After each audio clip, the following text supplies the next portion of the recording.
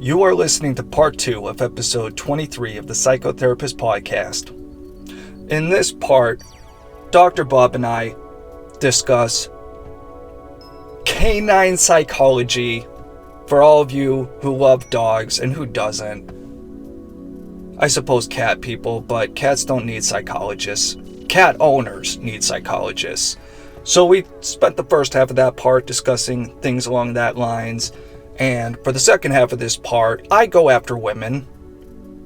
I am against women, and I explain why in this part. Enjoy the show. I thought it was part of the meditation. It was really nice, very relaxing. That's really cool, man. Perfectly timed. Speaking of thunderstorms, because there's been a lot recently, do you know anything, is there any such thing as like dog therapy? Dog therapy? Like, is there any psychological principles I can use to calm my fucking dog down? And I'll give you a quick example and then explain the problem. So, for example, when we try to drive him around on his way to the vets or whatever, getting him in the car and having him in the car, he would scream, he would whine, he would panic, he would bitch, he would cry. It was a mess. It was a pain in the ass. You really wanted to put a muzzle on him and wish you were on your way to the pound. And what we found works really well is basically just wrapping them up in a couple blankets. Like you lay one on over your back seat, then you throw one over them. And we got the idea from this related, family member who got one of those like hammocks that go in the back seat of the car for your dog, and it just chills them the fuck out for whatever reason. It was really remarkable when I saw. Hammock. Well, you can't use it for a big dog, obviously, but you can. For your dog is not too big.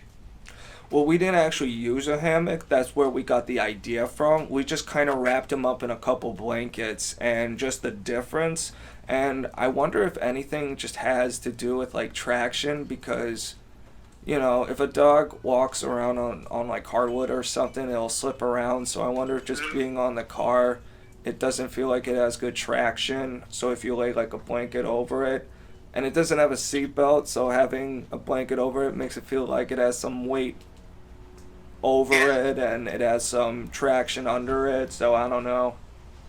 Well, one of the products I've seen advertised commercially are those weighted blankets that they also, came out a couple of years ago for humans to calm anxiety and to facilitate sleep.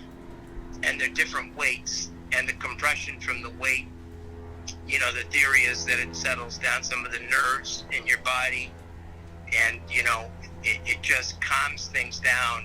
And I've seen them advertised for dogs as well.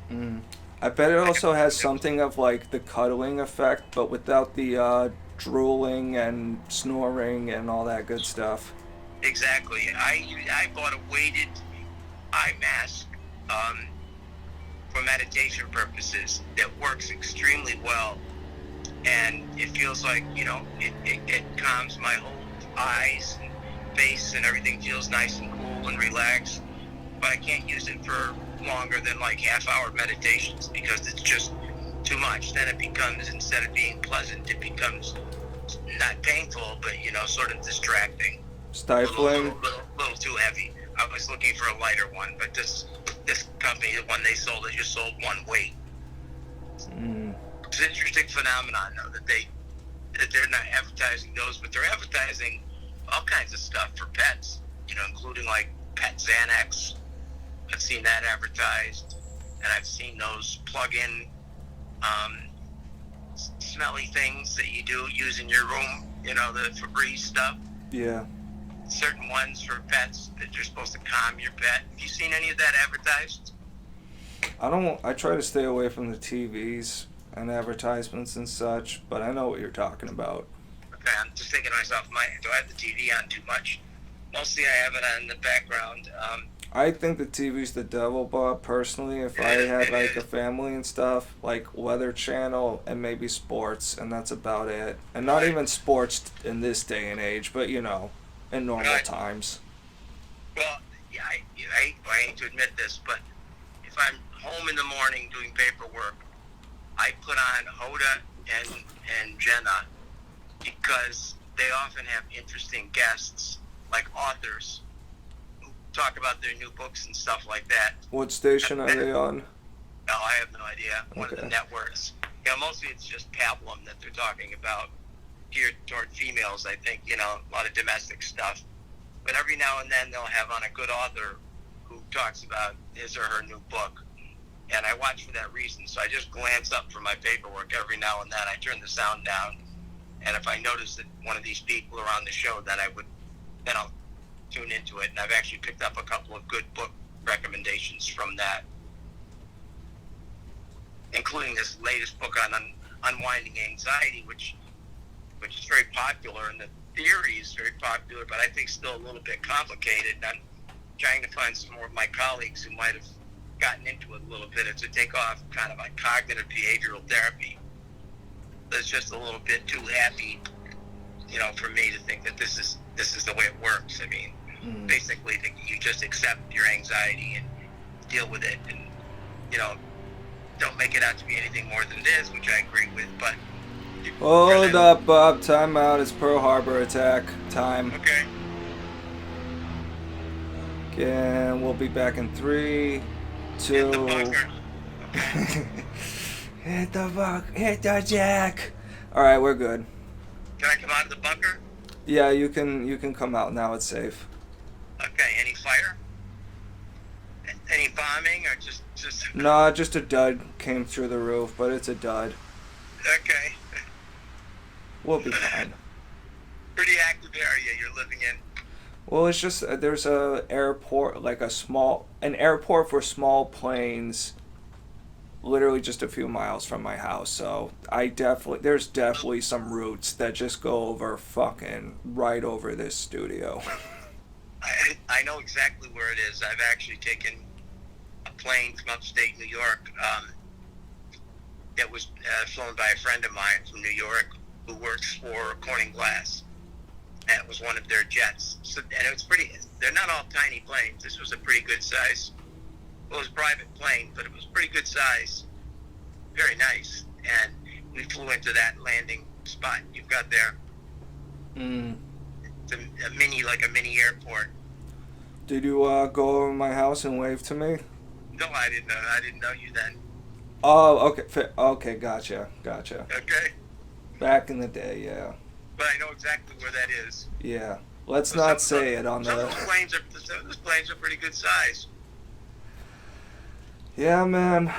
But, so, do you want to just go completely off the rails for a second?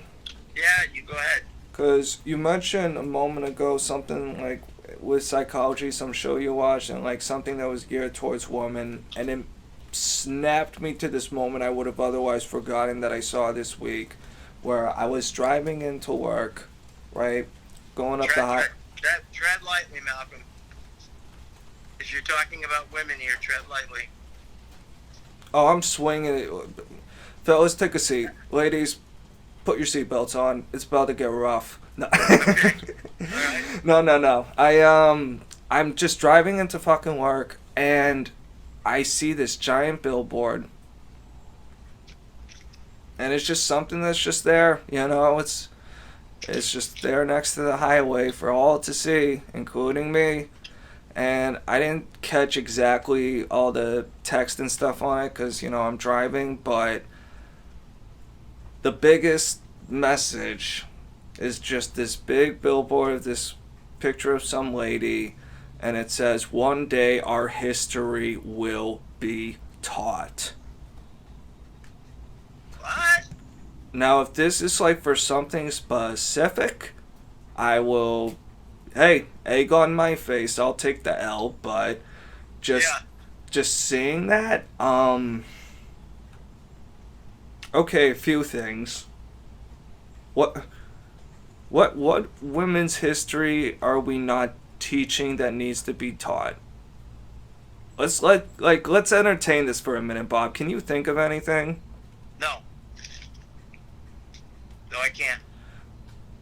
Yeah, I mean, I can think of a lot of badass women from history, but, there's a lot of, I don't know that everyone needs to learn about, Tamerlane, for example, which is a male figure, but the same way not everyone needs to learn about Catherine the Great or Queen Elizabeth or Cleopatra or there's a lot Right. of interesting figures, but like I don't think it's like required necessary stuff we necessarily have to engage in directly. Like maybe I don't know, maybe there's a way to do it, but honestly my theory, Bob, is that we don't teach as much about women's history is because for thousands of years it just wasn't recorded the same way because I Great point. think I think males dominated like politics, the military, certain things. Hmm. But I bet behind the scenes, you know, every dude likes to get their dick wet, and women know this, and they can leverage this. They can manipulate. If like let's just say you have a Roman emperor who's really dumb, but his wife's really crafty and smart, she may be Hmm. taking over all the shit behind the scenes, but she doesn't want her name in the records and on the front page of the history because she doesn't want to be the one to get her throat cut when everything goes wrong. Right. You know what I mean? So maybe they were just too fucking smart to even, plus who's gonna like bring in their scribe for their fucking pillow talk and shit, you know? Exactly. So I think women definitely had a very significant role in history, and there's different cultures where there were different expectations of how combat ready they were supposed to be. Hmm. Like um, like Roman society, ladies were supposed to be like kind of more docile wives, but the sort of barbarians they faced off with, or cultures like the Mongols, women were expected to like guard the fucking house from bandits and shit. So they Oh, had to absolutely. they had to know Yes. how to fucking use a blade, so or a bow. So it's not like it just depends which culture you're looking at and what point in history. But this idea that we're somehow just deliberately like rejecting this, I don't know, where like when the founding fathers signed the Declaration of the Independence, why don't we say the founding mothers? Were there any chicks in the room? I don't know. Right. Were I there don't think so. chicks influencing all these dudes' minds behind the scene? I think very likely. Yeah. Oh, quite a bit. But I think that a lot of the males, quote the founding fathers, were heavily influenced by the founding mothers who just aren't in the picture. I think without a doubt. It goes to a really great. I remember back in the day when I was on training for like college, doing a college radio show, which never really I got to do more than once or twice. But um, this guy, he had this great prompt and point discussion, and there were like maybe 5 or 6 people in the room, including me, and it was pretty even between males and females. And Hmm. we were talking about like he was saying Michelle Obama, this guy who was training me, and it was on his show. He was saying Michelle Obama has way more power than you think. Like, if Michelle Obama wants a fucking treaty done, all she has to do is say, hey, Obama, you're not getting any ass until you get this thing through the UN. And then the next thing you know, Absolutely. Obama's going to be on the phone calling all the prime ministers, being like, guys, let's work something out, okay? Like, Yes. you know what I mean? So, I Well, don't know. the first roadblock in his administration was the relationship he had with Valerie Jarrett, basically, and with Oprah, because Michelle was very jealous of his contacts with those two influential women. I And didn't know that. you follow it. They just there are ways you can go back and either look at footage or articles or stuff. You'll notice that they were in a lot of pictures and a lot of articles in the beginning, and then they just sort of fell off into the background. Mm, And that's the reason why she got a little pissed that they were too involved. yeah. I was just thinking, I really fucking can't stand Oprah. Hmm. I really hate her guts. No, I'm just kidding. But, like, I think it is very annoying. Blasphemy. Yeah. I know, I'm just, like, painting a huge target. Like, come and get me, America. But, Right. but, my the point I'm trying to make though is that I think, and Corey Bush I think is another good example. Look, I'm sure there's plenty of fucking plenty of certain contexts where being a black woman in America fucking sucks. Right. But I don't like to paint ubiquitous brushes. I don't think, Obama's kids are gonna, black, they're young black females. I don't think they're gonna have the roughest life. Call me crazy. Call me crazy, but. You're not crazy. But. I'm not No, call me crazy, crazy, but. Nah. But people like Cory Bush and people like Oprah, people who are congresswomen, people who are fucking millionaires, like, they say black birthing peoples are the most oppressed people, and I'm so oppressed, and I'm like, Oprah, you're Oprah, you have so much fucking money, so many people of all races hang on your every fucking word. If you ran for president, people would pay attention. I don't know if you would necessarily win, but people would pay attention. Don't tell me that this country keeps you from being successful. Like, what? Right. Embrace that. Be proud that you made it. You know what? This concept of black birthing. You used that term just now. What? The term black birthing. Black birthing. Oh, black birthing persons. Yeah. That's what Cory Bush literally said, like, in Congress. There's footage. I'm not making it up. Like. Oh, I know. I've heard it. I didn't know where it came from. I figures it was her. Yeah, and